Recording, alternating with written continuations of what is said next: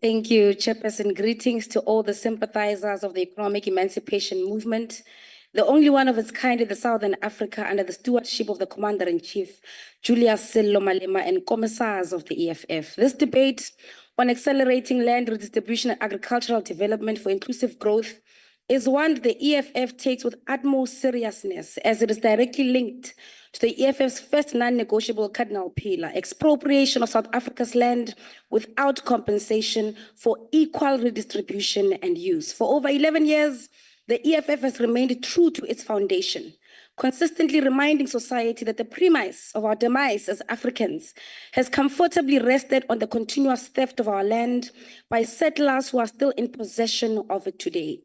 Until this reality is reversed in its fullness, until efforts are put in place to avoid this historical debauchery from ever occurring again, all narratives surrounding the development of this nation on agricultural development and land redistribution remain a lie that is meant to lock our people in perpetual servanthood at the mercy of those who are beneficiaries of land theft crimes.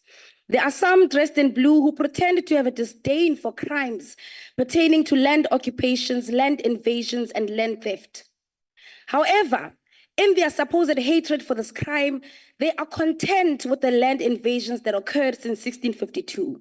They see no urgency to address the land theft crime of the 1913 Natives Land Act that saw thousands of Black families being forcibly removed from their land by the apartheid government. They defend the 1936 Natives Land Trust and Land Act of South Africa today. Perhaps more truth should guide the politics of why they hate the land invasions and occupations of 2013 when the EFF was formed, but defend the land invasions of 1913 led by the apartheid government. They hate the land occupation program of the EFF in Olivenhout Bush and Centurion, Blue Hills in Midrand, Whalers Farm in Elandsfontein, off the Golden Highway near El Dorado, Orange Farm, Waterval, Boven, Delmas, Bethel Extension 5, and numerous other progressive land occupation programs of the EFF. However, Ondlebe's Kanyilanga, adorned in blue and no educational qualifications, absolutely adore the land invasions that saw the best parts of the Western Cape given to whites only. They love the land invasions in KwaZulu-Natal that saw Black people being given rocky lands and the best agricultural land being preserved for white elites. They love and will fight us to the very grave in defense of the land invasions in Gauteng, Limpopo, and Mpumalanga that gave over all the minerals, the gold, manganese, chromium, diamonds, coal, and copper to whites only, whilst the Black people are meant to only serve the purpose of dying underneath the belly of the earth as miners. They claim to give us our daily food every day and supposed food security in the agricultural sector, but conveniently forget that 80% of the labor that creates food that we eat in Africa is in actual fact our mothers, Black women, whom in the Eastern Cape and Kokama still get paid a packet of cigarettes and a carton of milk after a week's labor worth on our stolen farms.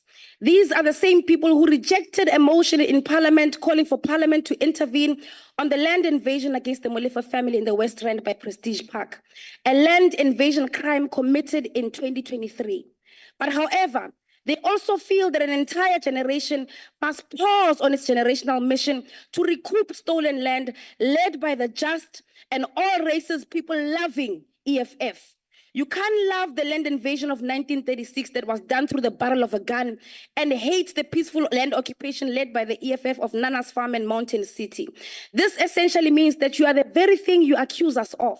You are the ones that are racist. You are the racial dividers who deem Black people unworthy of living, farming, and owning the land of their forefathers, whilst you protect the proceeds of colonial and apartheid land theft crimes against humanity. The government of President Ramaphosa in 2024 chose those who loved the land theft of 1913 and rejected us who are reversing land theft crimes since 2013. We will never be ashamed of our land occupation programs. We will always choose justice over crime as the EFF. The color blue represents preserving the land theft of 1913 and 1936, and the color red represents expropriation of all land without compensation for equal redistribution and use. They don't want us to occupy land like their grandfathers who did the same thing, because they know that beneath that land lies minerals that are yet to be uncovered. On that land lies the economic liberty that they enjoy on a daily basis. The EFF's approach to land expropriation without compensation is that all land should be transferred to the ownership and custodianship of the state, in a similar way that all mineral and petroleum resources were transferred to the ownership and custodianship of the state through the Minerals and Petroleum Resources Development Act of 2002. This transfer should happen without compensation and should apply to all South Africans, Black, colored, Indian, and white. Under this legislation, no one should be allowed to own land forever, because those who have money can, over time, buy huge plots of land and use them for counter-developmental private purposes, such as using agricultural land for game farms. Nizothi nivuke ekuseni, and you find that Elon Musk owns the whole of Tshwane because the poor sold it to him. This is why privatization of land, as proposed by the expropriation bill, is a threat to state sovereignty and protection of our people. In line with the Freedom Charter and a new vision of agrarian revolution, the state should also provide implements and related extension services to help those who work the land to use it productively. Furthermore, the state's procurement of food should prioritize small-scale farmers so that small-scale farming becomes a sustainable economic activity for the majority of our people. The state must buy more than 50% of the food for hospitals, prisons, schools from small-scale farmers in order to develop small-scale agriculture. To boost sustainable demand domestically, the South African government should pass legislation that all the food bought by the government for hospitals, schools, prisons, and the like should be sourced from small-scale food producers. This in itself will create sustainable economic activity and inspire many young people to go into food production, because there will be income and financial benefits to boost other economic activities out of it. The economy of food production needs a well-structured protection mechanism and subsidies in order to protect jobs and safeguard food security. Most developed and developing nations are actually doing the same. With a clearly defined and well-structured mechanism, South Africa, which is oddly a net importer of food, can realize the development of the food economy in a manner that exceeds Brazil's. This will add to sustainable job creation efforts, not the kind of short-term jobs created through the infrastructure development. This will, of course, require land reform to be expedited and water supplies to be guaranteed for the sustainability of this important sector of the economy. Government must lead a massive program of food production by ensuring that all arable land in South Africa is placed under production. Government must establish and capitalize agricultural development nodes in each of the 9 provinces to increase the quantity and quality of agricultural production in these areas and create 1 million agricultural jobs. If the EFF was government today, we would maximize agricultural productivity and massively invest in agro-processing in all the 9 provinces through the following initiatives. We would maximally build and support the cultivation and agro-processing of citrus products in the Mopani region, the cultivation of agro-processing of tomatoes in Mopani, the cultivation and agro-processing of avocados, bananas, and other products in the Vembe region of the Limpopo province. We would maximally build and support cattle farming and the agro-processing of the resultant products in the Amahlati region, cultivation and agro-processing of maize in the Chris Hani region, tea in the OR Tambo region, cannabis for industrial and medical processing in the OR Tambo and Alfred Nzo regions of the Eastern Cape, and alu products in Amatole and OR Tambo. We would build and support the cultivation and agro-processing of maize and cherries in the Thabo Mofutsanyane region in the Free State province. We would maximally build and support the cultivation and agro-processing of dry beans, maize, and soybeans in the Gauteng province. We would support the cultivation and agro-processing of potatoes and tomatoes in the Namakwaland and Pixley regions, and grapes in the Sianda ZF Nkau region in the Northern Cape province.